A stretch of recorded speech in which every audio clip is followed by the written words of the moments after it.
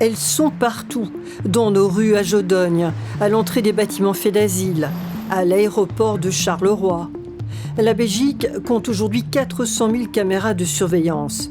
Parmi elles, un nom revient insidieusement, Hikvision. Il ne vous dit rien ? Il s'agit en fait d'un fabricant chinois. Donc le fait qu'on se tourne vers des sociétés chinoises pour s'équiper n'est pas très surprenant dans la mesure où la Chine est un leader mondial en matière de vidéosurveillance, en matière d'intelligence artificielle.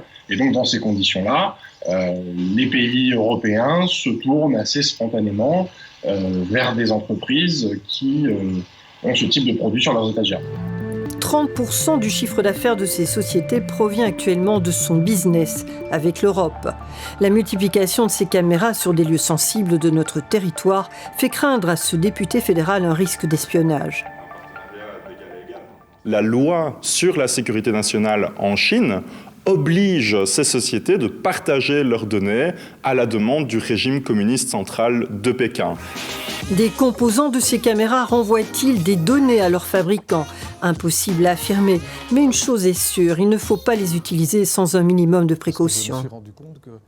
Le problème, c'est que lorsqu'on va installer la caméra, généralement une caméra sans fil. Donc on va la connecter au point Wi-Fi de la maison et on va prendre les identifiants et mots de passe qui sont fournis à l'origine par le fabricant.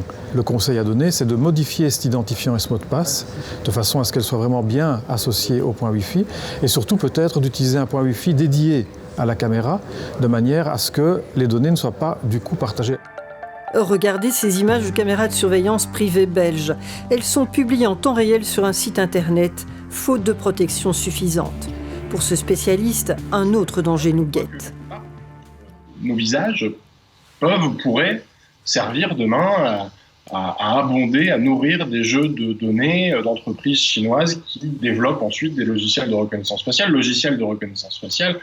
qui peuvent évidemment être utilisés ou être vendus peut-être demain à des sociétés, à des pays occidentaux, mais qui aujourd'hui sont d'abord expérimentés en Chine et particulièrement sur certains types de populations. Et ici, je pense évidemment à la minorité ouïghour au Xinjiang. Dans la province du Xinjiang, en Chine, la minorité musulmane ouïghour fait l'objet d'une surveillance digne de Big Brother. Les caméras de surveillance Hikvision et Dahua traquent ses moindres gestes avec un système de reconnaissance faciale. Vous ne pouvez pas d'un côté, en Belgique, condamner le génocide contre les Ouïghours et de l'autre, faire comme si de rien n'était et continuer à acheter chez nous, en Belgique, des caméras de surveillance à ces sociétés qui sont impliquées dans ces crimes. À une question parlementaire, la ministre de l'Intérieur a répondu. Des mesures ont été prises sur base des recommandations des services du renseignement à la police en ce qui concerne l'utilisation de drones et de caméras de surveillance de fabrication chinoise. Éviter par exemple que des données soient envoyées via des connexions Internet mobiles.